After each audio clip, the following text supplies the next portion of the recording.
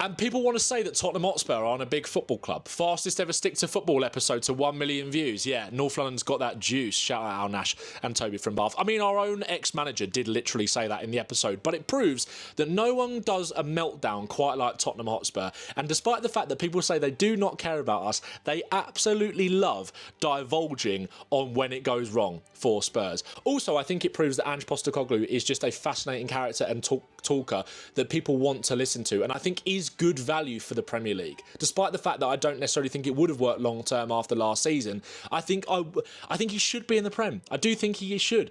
One thing I would say though, watching that, is what manager listening to Ange Postecoglou today would want to come to Tottenham Hotspur and inherit the mess that Thomas Frank has left behind, the mess that this football club has created for so many managers in the past, openly coming out and saying that I wanted Gahey, Semenyo and Buemo and all these guys, got 3 teenagers and Dom Solanke, talking about the fact that Tadeusz is plastered everywhere all over the stadium, but the club's ambitions are actually the antithesis of that, and they're too busy focusing on off-the-field activities. Like, we are in a desperate need of a new manager right now, Ange. You could have left it a little while. I know it was coincidental timing with Thomas Frank getting sacked on the same day that you were there, but what manager listening to that is actually going to want to come in and inherit that shit show that has been left behind? But this is what the football club deserve. This is what the football club deserve. They deserve everyone piling in and everyone twisting the knife and everyone having a bit of a laugh at them. Spurs fans and non-Spurs fans included in that, because they have created this own soap opera for themselves. They have created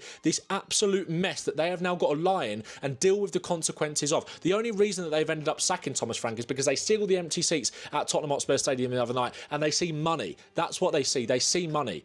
It's incredible.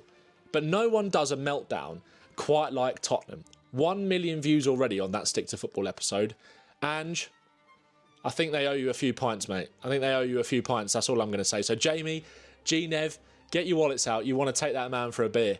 And On Clothing as well. I think On Clothing are absolutely going to love that, aren't they? This episode of The Overlap is brought to you by On Clothing. I might get some. Is it nice? I've never really seen it, to be honest.